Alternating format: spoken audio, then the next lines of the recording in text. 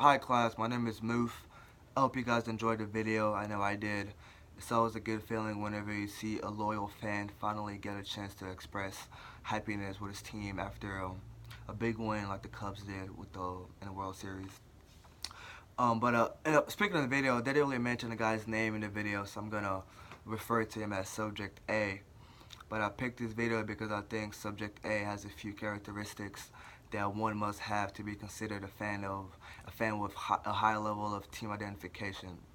But first, let me start by giving you all the definition of team identification, which is the psychological connection we have between a team or a player. Between a team would be, for example, being a fan of the Cowboys, the Texans, or the Browns, or whatever teams in your city that you like.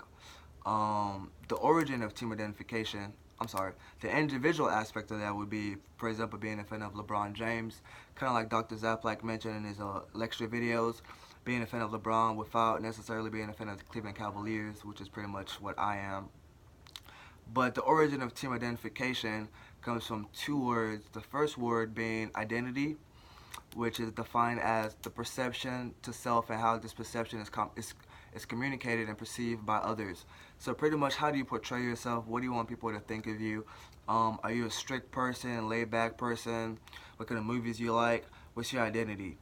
The second word is identification, which is self-stereotyping an intangible member of a group based on shared characteristics, which is pretty much being, for example, going to a game, a Cowboys game, and wearing like the team colors, blue and white, wearing team gear or anything of that sort of nature.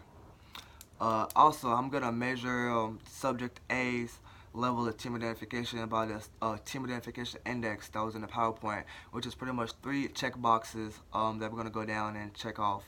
So the first one is I consider myself to be a real fan. I believe subject A checks this box off because he's been a fan since he was 5 years old. And I don't know how old he is now, but he looks pretty old in the video, so I'm assuming he's at least 70 something. The second one thing that makes him a real fan, he has a Cubs hat. If you look in the background of the video, he has a coffee mug of Cubs. And also, he also saved a ticket for the game that he went to. So I think he checks off that box. The second box is the statement states, I would experience a loss if I had to stop being a fan of the team. I believe this is also accurate in his situation because, as he mentions, the city of Chicago actually won a couple of championships before. They had the Bulls with the second best player of all time on the team, which gave them 6 championships.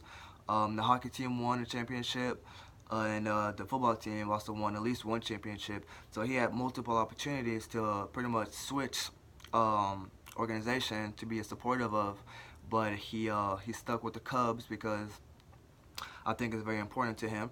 And he also mentions that he endured plenty of bad seasons.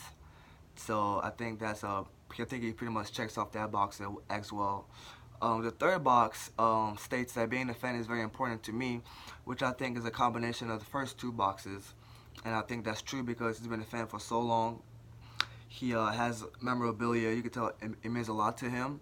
He took his dad to a game, and he pretty much holds being a Cubs fan very sacred. Towards the end of the video, you can hear him say that he doesn't believe in being a fan of the Sox and the Cubs. You pretty much got to pick one or the other. So I think those are a few characteristics that he demonstrated that are that shows his level of team identification.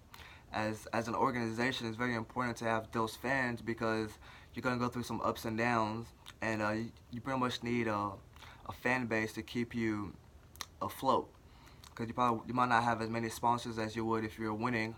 So having a number of fans that have a high level of team identification can keep a steady sort of income or revenue coming in for throughout the season that you're low. Hopefully it's not 50 plus years before you win a championship like the Cubs, but it's something.